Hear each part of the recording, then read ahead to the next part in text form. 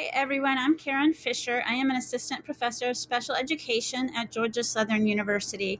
And I am creating this short 10-minute video because I keep being asked about dyslexia and what's going on in Georgia. And I'm usually asked by parents or teachers out in the classrooms, but also I've even been contacted by teachers in other states that I have relationships with who want to know what we're doing in Georgia in regards to dyslexia. I just need to let you know, though, that I am not an expert in dyslexia or in literacy. However, I do teach special education law, and I feel I have expertise in explaining the law. So that's what this is about, was the legislation that was recently passed by Georgia, by the governor in Georgia. And I also have an interest in dyslexia because at the age of 5, I was actually diagnosed. This was back in 1975 during the birth of special education.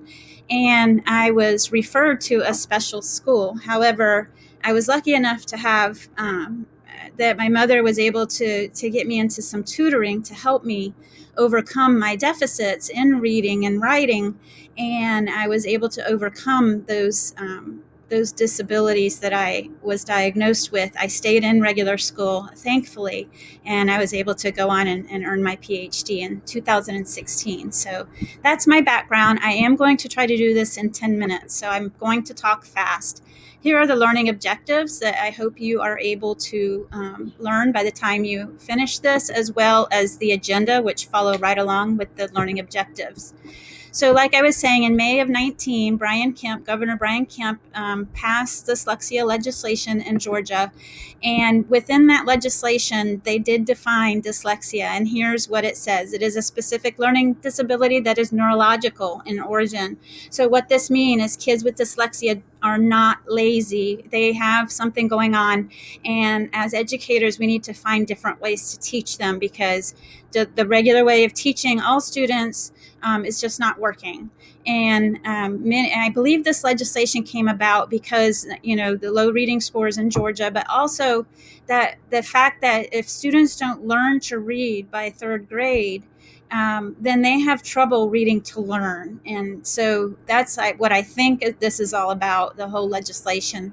But it is characterized by difficulties with accurate or fluent word recognition, poor spelling, and decoding abilities. So that ability to look at letters and words and put them together with their sounds to actually know the word and understand it.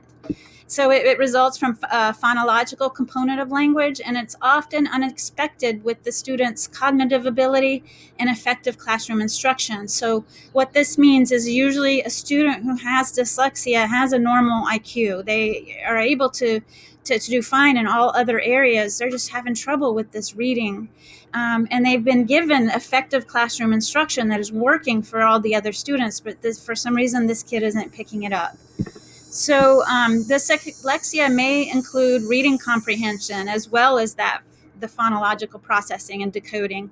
They have a reduced reading experience. So, like you would expect, students who have trouble reading don't want to read, and then they fall further behind because it impedes their growth in vocabulary and background information.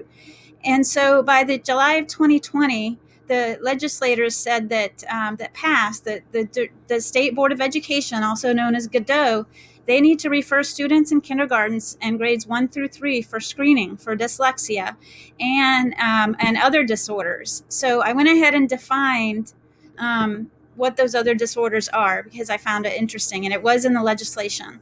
The first one is aphasia, and usually this is characterized by a total loss of the ability to communicate through words or written words, and many times you see this type of assistive technology for students with aphasia. Dyscalculia is a learning disability with numbers, addition, subtraction, word problems, etc. And dysgraphia is a difficulty in writing letters and numbers. So by the end of this year, Georgia Department of Education has been tasked with putting out a dyslexia informational handbook that will provide guidance, technical assistance, and training to all the local school systems and evidence-based practices that include students with characteristics of dyslexia. That handbook will also include guidance for developing lesson plans and best practice towards meaning-centered reading and writing with developmentally appropriate curriculum and engaging instructional materials that include multisensory approaches to teach the skills. Suggested training programs will be provided. So, but what this means, it's not just reading, writing, and multiple choice type uh, uh, definitions and such. This will include it'll include things like plays and reading literacy circles. So being more than just reading comprehension and multiple choice tests. The PSC is the accreditation agency for the state of Georgia, and it also says that they need to come up with professional development for teachers related to dyslexia, and that development and ongoing implementation of the professional development and training, as well as identifying high quality trainers who will probably be required to have the endorsement that I'm going to talk about in a minute. The PSC and DOE has been charged with creating training modules, which include evidence-based interventions, multisensory approaches, we just learned about that, and accommodations. And they want to use this through MTSS or RTI before you go on to special education, which of course needs to address these areas. And also the professional development, teachers who go through this will be notified annually about changes that have come up with instructional methodologies of what they learn. So by 2021, next year, Superintendent Wilson needs to establish a 3-year pilot program where 3 schools need to apply by submitting a proposal and be selected to be in a pilot program. And by 24-25, all local school system will be screening all kindergarten students for characteristics of dyslexia and perhaps other disorders. And I mentioned this endorsement earlier. This will be created by the PSC, where the endorsement will have teachers trained in recognizing and responding to students who have characteristics of dyslexia, as well as professional development on those screening measures, guidance to parents, and providing professional development to other teachers. So I said those coaches will be selected from these teachers who have this endorsement. So the PSC also will establish measures to assess the fidelity of how well the teachers who have been endorsed, how they're doing. Now, what does all this mean for higher education? So for institutions like Georgia Southern, the PSC has been charged with creating standards for teacher prep programs for elementary and secondary education. So note, this is for all K through 12, not just special ed.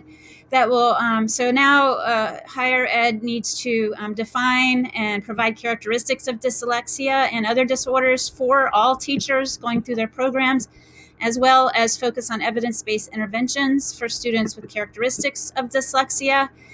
They need to really teach RTI MTSS framework, as well as those universal screening procedures, research-based interventions, how to progress monitor and make data-based decision-making. Again, all teachers, not just special ed. And then teachers need to learn how to determine, pre-service teachers need to learn how to determine the intervention effectiveness, when to continue or stop the interventions, and apply the implementation of RTI and MTSS in their classrooms. Here are some evidence-based practices I was able to find. Notice Orton Gillingham and Wilson are not on here. I do not know if they'll be included in the handbook, but at this time, at this resources, here are some fact sheets that you can click on that you can share until that handbook comes out. And lastly, my name is Karen Fisher. Here's my email. If you have any questions about this legislation, I'd be happy to answer them as best I can. Thank you for listening, and I hope this was helpful to you.